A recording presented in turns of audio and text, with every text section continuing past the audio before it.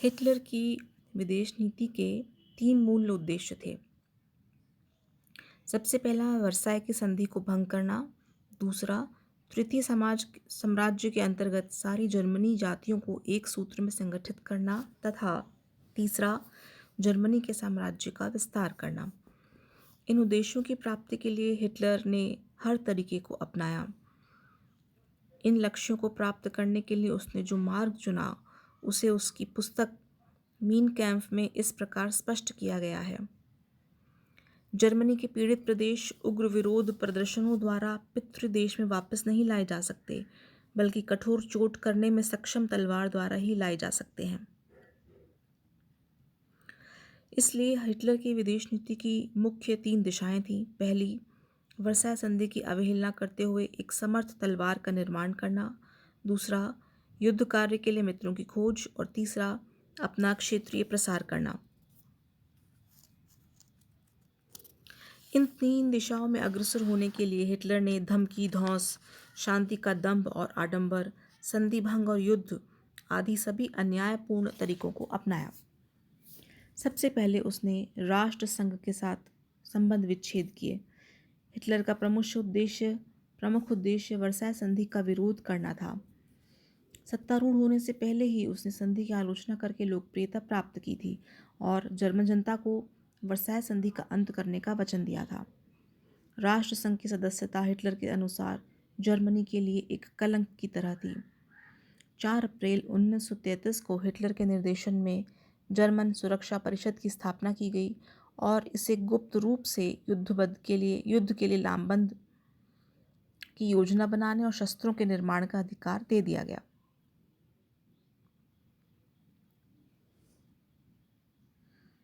14 अक्टूबर 1933 को हिटलर ने जर्मनी को समानता के अधिकारों से वंचित किए जाने के कारण निशस्त्र सम्मेलन से अलग होने और राष्ट्र संघ की सदस्यता से त्यागपत्र देने की घोषणा की। इसके तुरंत बाद हिटलर ने राष्ट्रसंघ छोड़ने के अपने निर्णय को जर्मन मतदाताओं के सम्मुख प्रस्तुत किया और 95% मतदाताओं ने उसके इस निर्णय का समर्थन दिया था। इसके बाद उसने दूसरे नंबर पर पोलैंड के साथ अनाक्रमण समझौता किया। हिटलर ने अपने देश के उत्कर्ष के लिए केवल अपनी सैनिक शक्ति पर ही भरोसा नहीं रखा, बल्कि अन्य राज्यों के साथ संबंध स्थापित करने के लिए प्रयत्नशील था। जनवरी 1934 को उसने पोलैंड के साथ एक संधि की, जिसमें दोनों देशों ने यह वायदा किया कि अगले 10 साल तक दोनों एक दूसरे की वर्तमान सीमाओं का उल्लंघन या अतिक्रमण नहीं करेंगे। इस संधि से फ्रांस को बहुत आश्चर्य हुआ, क्योंकि फ्रांस और पोलैंड में भी इसी तरह की एक संधि हो चुकी थी और पोलैंड फ्रांस के गुट का एक महत्वपूर्ण सदस्य था। इस समझौते की दुहाई देकर हिटलर 34-35 तक सभी राष्ट्रों के समक्ष यह प्रचार करता रहा कि वास्तव में उसकी नीति शांतिवादी है, लेकिन उसका उद्देश्य उस समय दूसरा था। सबसे पहले वह ऑस्ट्रिया को विशाल जर्मन साम्राज्य का अंग बनाना चाहता था, क्योंकि वहाँ के निवासी जर्मन जाति के थे। ऐसा करने से पहले वह पोलैंड की ओर से निश्चिंत हो जाना चाहता था। जर्मन और पोलैंड की संधि का यही प्रमुख उद्देश्य था। उधर पोलैंड ने भी अपने विशेष हितों का ध्यान रखते हुए यह समझौता किया था। उसके दोनों पड़ोसी जर्मनी और रूस उसके शत्रु थे। फ्रांस से उसकी दोस्ती ज़रूर थी, लेकिन लोकार्नो की संधि के समय यह स्पष्ट हो गया था कि फ्रांस अपनी सुरक्षा को अधिक महत्व देगा। 1933 के 4 राष्ट्रों के समझौते से भी पोलैंड नाखुश था। इसलिए इन बदली हुई परिस्थितियों में से उसका रूस या जर्मनी में से किसी एक को मित्र बनाना आवश्यक था। इसलिए उसने जर्मनी की मित्रता का प्रस्ताव स्वीकार कर लिया। तीसरा कार्य था ऑस्ट्रिया को हड़पने का प्रयास।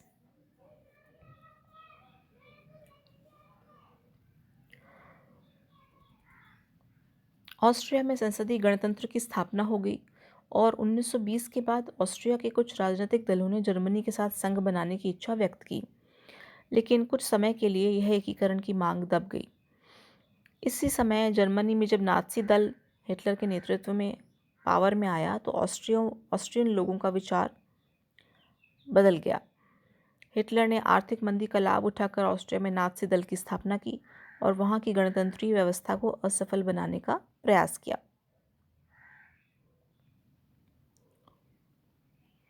जून 1933 में ऑस्ट्रिया में नाज़ी दल को अवैध घोषित कर दिया।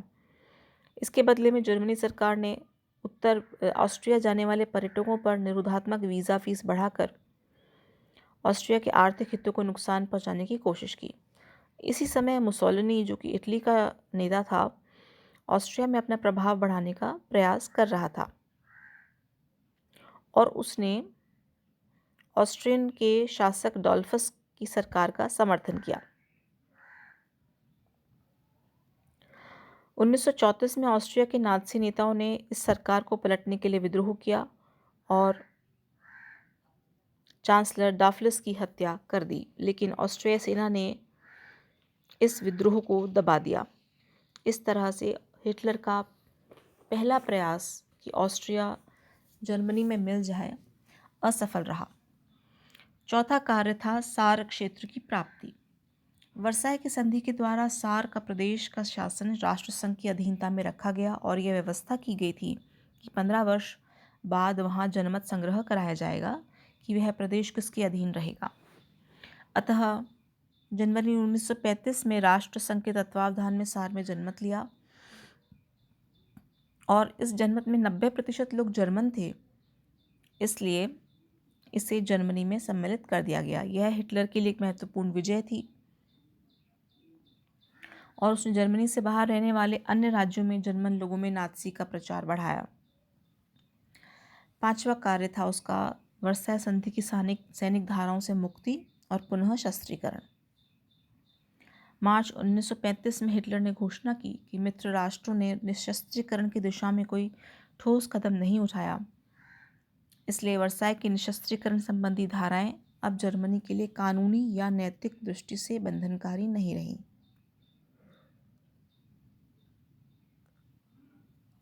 इसी समय इंग्लैंड ने अपने यहाँ अनिवार्य सैनिक सेवा अवधि दुगनी कर दी। इंग्लैंड ने भी वायुसेना में वृद्धि आरंभ की, इसलिए 16 मार्च 1935 में हिटलर ने पुनः जर्मनी में पुनः शस्त्रीकरण की घोषणा की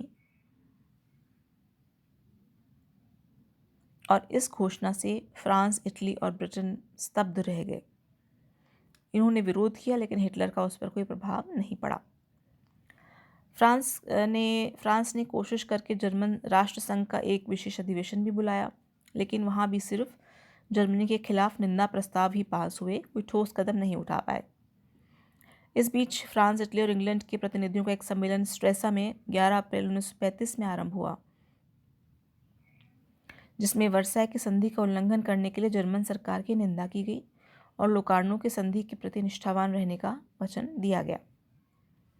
छठा काम जो हिटलर ने किया वह था ब्रिटेन के साथ नाविक समझौता। हिटलर ने अपनी आत्मकथा में लिखा कि फ्रांस जर्मनी का जन्मजात शत्रु है और उधर ब्रिटेन भी नहीं चाहता था कि यूरोप में फ्रांस शक्तिशाली बने।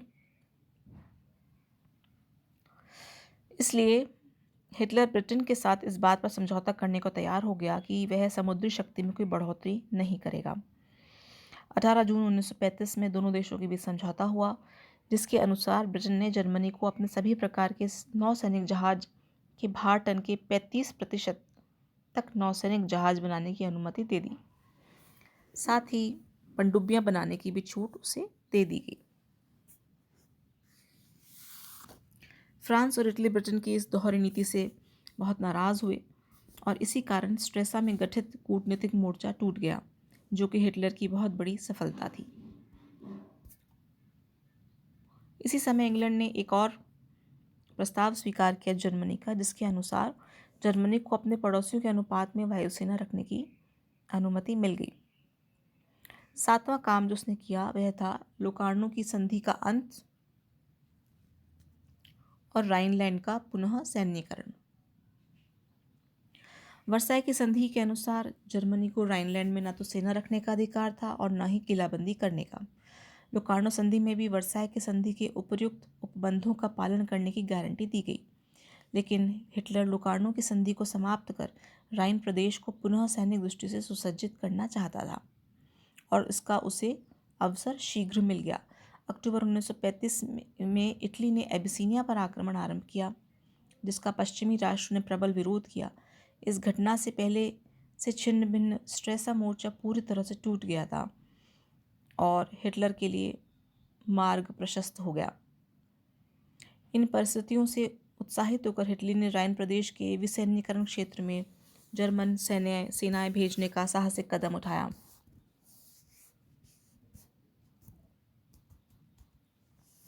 एक तरफ तो उसने इटली के साथ सहानुभूति प्रकट की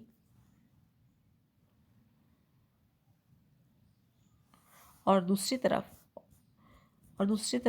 ब्रिटेन, फ्रांस, बेल्जियम आदि देशों की सरकारों को सूचित किया कि वह राइनलैंड में अपनी सेनाएं भेज रहा है। इन देशों ने विरोध किया, लेकिन हिटलर का तर्क था कि फ्रांस, रूस और चेकोस्लोवाकिया रूस संधियों ने लोकार्नो संधि की आत्मा को ही समाप्त कर दिया गया है, इसलिए वह लोकार्नो संधि का पालन करने के लिए बाध्य नहीं है। 28 मार्च 1936 को जनता ने 88% मतों से उसकी नीति का समर्थन किया और उसके बाद जर्मन सेनाओं में ने न सिर्फ राइनलैंड में प्रवेश किया बल्कि वहाँ की किलेबंदी भी आरंभ कर दी। उसने लोकार्नो की संधियों को नष्ट प्राय करके समस्त अंतर्राष्ट्रीय समझौतों की गरिमा को घटा दिया। इसके बाद उसका जो कार्य आता है वह रोम, बर्लिन, टोक्यो, धुरी का आता है। हिटलर की आक्रामक कार्रवाई से यूरोप के अनेक देशों में भय उत्पन्न हो गया और वे जर्मनी के खिलाफ गुटबंदी करने लगे। इससे हिटलर अंतर्राष्ट्रीय राजनीति में खुद को बहुत अकेला महसूस करने लगा। उसने महसूस किया कि समान विचारधारा और हित वाले राष्ट्रों से मैत्री करना आवश्यक है। इस समय इटली और जापान ही ऐसे असंतुष्ट राज्य थे जो अन्य देशों की मित्रता खो बैठे थे। इटली और जर्मनी दोनों ही साम्यवाद के शत्रु थे, दोनों ही अधिनायकवाद में विश्वास करते थे और एबिसिनिया युद्ध के समय से दोनों के संबंध बहुत ही मित्रतापूर्ण हो गए थे। दोनों देशों के बीच एक संधि का आधार तैयार हो गया। अक्टूबर 1936 में रोम बर्लिन धुरी के नाम से प्रसिद्ध वह संधि मानी जाती है। दोनों देशों ने समान हितों से संबंधित सभी मामलों में सहयोग करने, यूरोपीय संस्कृति की साम्यवाद से रक्षा करने और डन्यूब नदी के क्षेत्र में आर्थिक सहयोग करने के अलावा बहुत सी कुछ बातों पर समझौता किया। इस समझौते से यूरोप में जर्मनी का एकाकीपन समाप्त हो गया। हिटलर ने जापान से भी मित्रता करने का प्रयास किया। जापान इस समय चीन में अपना प्रभाव स्थापित कर रहा था, लेकिन उसके काम में रूस बाधक था। जर्मनी भी पूर्व की ओर बढ़ना चाहता था और रूस उसे ऐसा करने से रोक रहा था। अतः इन्हीं उद्देश्यों की पूर्ति के लिए नवंबर 1936 में उसने जापान के साथ एक समझौता किया, जिसे कॉमिंटन विरोधी समझौता कहा जाता है। इस समझौते के अंतर्गत दोनों देशों ने साम्यवाद का प्रचार करने वाली अंतर्राष्ट्रीय रूसी संस्था कॉमिंटन की गतिविधियों के संबंध में एक दूसरे को सूचनाएं देने के लिए, उसकी रोकथाम के लिए, पारस्परिक सहयोग के लिए और कॉमिंटन एजेंटों के विरुद्ध कठोर कार्रवाई करने का वचन दिया। इसके साथ इसमें एक गुप्त धारा भी थी, जिसमें दोनों ने रूस के साथ किसी भी राजनीतिक समझौते को न करने का वचन दिया। 6 नवंबर 1937 में इटली भी इस समझौते में शामिल हो गया और इस प्रकार 3 प्रमुख सर्वसत्तावादी सैन्यवादी राष्ट्रों का एक गुट बन गया, जिसे रोम, बर्लिन, टोक्यो धुरी के नाम से जाना जाता है। इसके बाद ऑस्ट्रिया का विलय जर्मनी में हुआ। 1937 के अंत में जर्मनी की विदेश नीति में एक महत्वपूर्ण परिवर्तन आया। अब वह ऑस्ट्रिया और चेकोस्लोवाकिया की स्वतंत्रता का अंत कर उन्हें जर्मन साम्राज्य का अंग बनाना चाहता था और इसके लिए अंतर्राष्ट्रीय स्थिति उसके अनुकूल थी। हिटलर हिटलर जानता था कि ऑस्ट्रिया को बचाने के लिए इंग्लैंड युद्ध का खतरा नहीं उठाएगा। फ्रांस इस समय मंत्रिमंडलों की अस्थिरता के दौर से गुजर रहा था और इंग्लैंड के सहयोग के बिना वह अकेला युद्ध नहीं कर सकता था। उधर मुसोलिनी उसका मित्र था। ऑस्ट्रिया असहाय था, इसलिए उसने ऑस्ट्रिया पर अधिकार करने के लिए 12 फरवरी 1938 को ऑस्ट्रिया के प्रधानमंत्री डॉक्टर शुशनिग को बुलाकर युद्ध की धमकी दी और उसके सामने 3 बातें रखीं। पहला कि ऑस्ट्रियन नाज़ी पार्टी को वैध घोषित किया जाए। डफलस कांड में जो नाज़ी पकड़े गए थे उन्हें मुक्त किया जाए। नाज़ी नेता सेसेन कॉन्वर्ट को ऑस्ट्रिया का प्रतिरक्षा मंत्री बनाया जाए। ऑस्ट्रिया के पास इन्हें स्वीकार करने के अलावा कोई विकल्प नहीं था और इस प्रकार ऑस्ट्रिया के मंत्रिमंडल में नाज़ी मंत्रियों का प्रभाव बढ़ गया। यह देखकर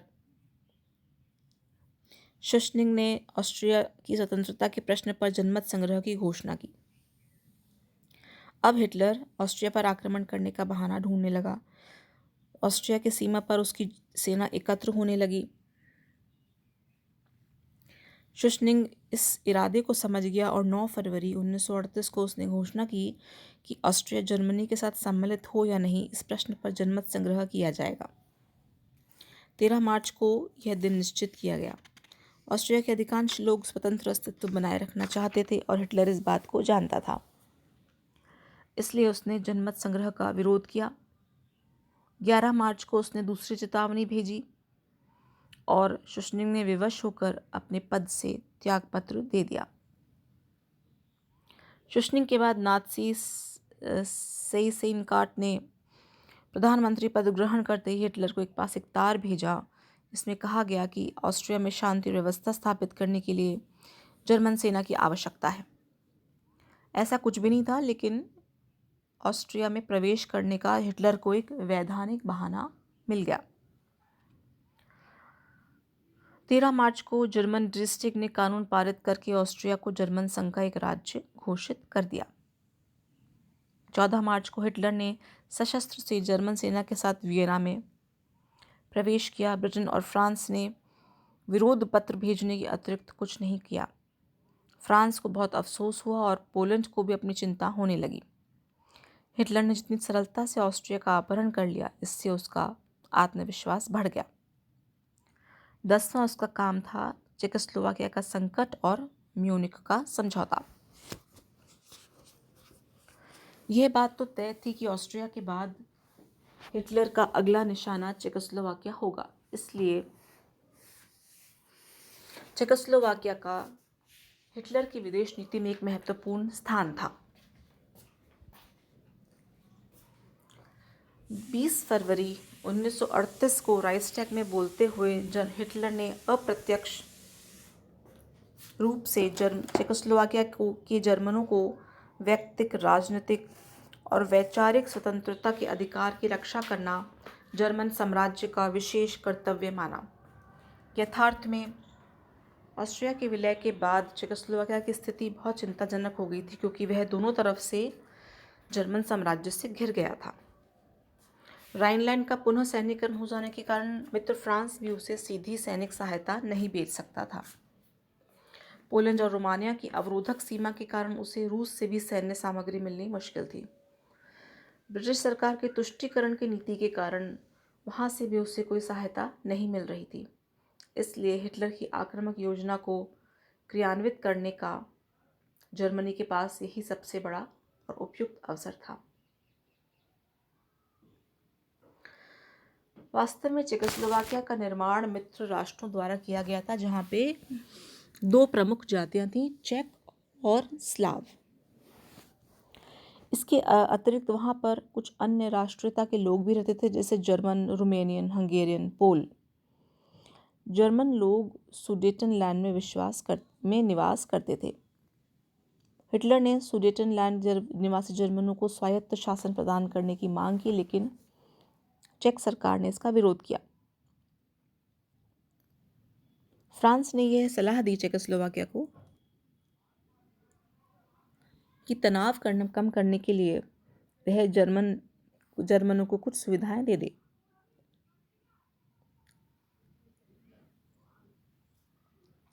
लेकिन हिटलर इस बात पे अड़ा हुआ था कि वह चेकोस्लोवाकिया को जर्मनी में मिला के रहेगा, क्योंकि चेकोस्लोवाकिया का एक सामरिक महत्व था।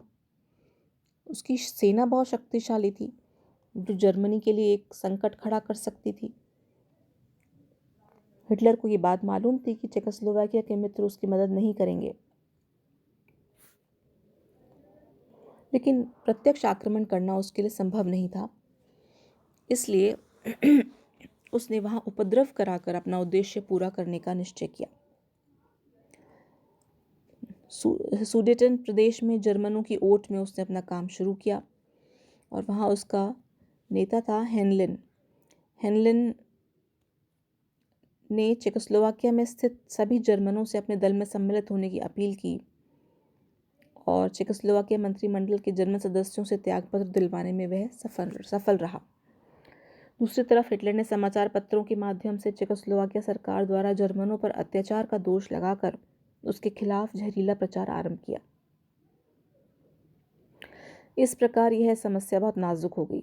चेक सरकार ने सुडेटन जर्मनों के अन्य दलों के साथ मिलकर एक नया समझौता कर लिया, लेकिन हेनलिन के दल ने समझौते को ठुकराकर सुडेटन जर्मनों के लिए स्वायत्तता और समानता की मांग की। इस प्रकार यह एक अंतर्राष्ट्रीय समस्या बन गई।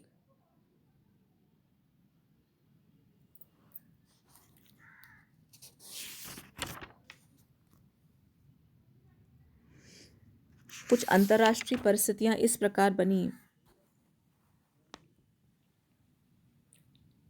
कि ब्रिटेन और फ्रांस की सरकारों ने हिटलर को चेक राज्य पर सैनिक आक्रमण के विरुद्ध चेतावनी दी। रूस ने भी फ्रांस के साथ मिलकर चेक सरकार को तुरंत सहायता का वचन दिया और हिटलर इस समय इन तीनों शक्तियों के खिलाफ खड़ा होने के सम्मिलित रूप में नहीं सक्षम था। इसलिए उसने घोषणा की कि उसका चेकोस्लोवाकिया पर आक्रमण करने का कोई इरादा नहीं है। हिटलर ने दबाव में आकर चैम्बरलिन, जो कि यूके का प्राइम मिनिस्टर था, उससे वार्ता आरंभ की। 23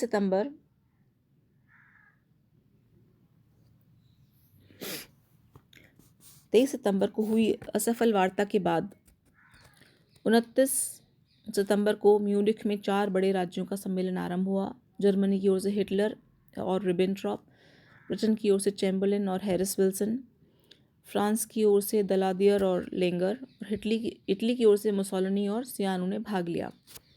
इसमें रूस और चेकोस्लोवाकिया को आमंत्रित नहीं किया गया। इन चारों के बीच एक समझौता हुआ जिसे म्यूनिख समझौता कहा जाता है। उसकी निम्नलिखित धाराएं थी। पहली, चेक सरकार सुडेटन प्रदेश को खाली कर देगी और दूसरी बात, खाली करने की शर्तों का निर्धारण एक अंतर्राष्ट्रीय आयोग करेगा। तीसरा, जनमत संग्रह किन प्रदेशों में किया जाए इसका निर्णय 5 सदस्यों का उपर्युक्त कार्य आयोग करेगा। चौथी बात, जनता को 6 माह दिए जाएंगे जहां वे किसी भी प्रदेश को छोड़ सकते हैं या उसमें बस सकते हैं। पांचवा, चेक सरकार 4 सप्ताह के अंदर अंदर जर्मन राजनीतिक बंदियों को रिहा कर देगी। और छठा, ब्रिटेन और फ्रांस ने चेकोस्लोवाकिया की नई सीमाओं की सुरक्षा की गारंटी दी। इस समझौते से चेकोस्लोवाकिया को बड़ा गंभीर आघात लगा, क्योंकि उसे बड़ी संख्या में किलेबंदी, विशाल शस्त्रास्त्र कारखाना, महत्वपूर्ण रेल मार्ग सब जर्मनी को सौंपने पड़े।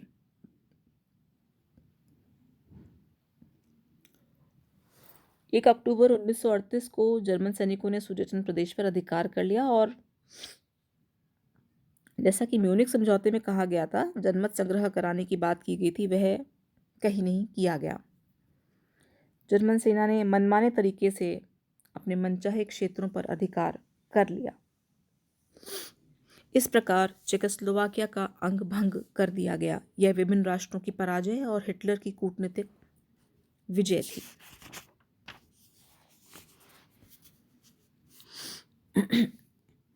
और आखिर में हम पढ़ेंगे पोलैंड पर आक्रमण और द्वितीय विश्व का आरंभ। 1934 में जर्मनी और पोलैंड के बीच 10 साल के लिए अनाक्रमण समझौता हुआ था, लेकिन इसका उद्देश्य केवल इतना था कि जब जर्मनी ऑस्ट्रिया के विरुद्ध कार्रवाई कर रहा हो उस वक्त पोलैंड शांत रहे। अब हिटलर ने पोलैंड के बंदरगाह डेजिंग पर पहुंचने के लिए उससे एक गलियारा मांगा और इस मांग द्वारा 1934 का समझौता भी भंग हो गया। पोलैंड ने उसकी मांग को स्वीकार नहीं किया और हिटलर ने पोलैंड पर आक्रमण की तैयारी आरंभ कर दी। इस बीच हिटलर ने रूस से एक अनाक्रमण संधि के द्वारा यह तय किया गया कि यदि उनमें से कोई दो देश तीसरी की शक्ति की आक्रमण का शिकार बने तो वह दूसरा देश तीसरी शक्ति को मदद नहीं करेगा। इस संधि का उद्देश्य था कि जब जर्मनी पोलैंड से संघर्ष कर रहा हो तो रूस उसकी मदद नहीं कर पाए। इसलिए हिटलर रूस की तरफ से निश्चिंत हो गया और उसने 1 सितंबर 1929 को प्रातः पोलैंड पर आक्रमण कर दिया, जो कि ये द्वितीय विश्व युद्ध का आरंभ था।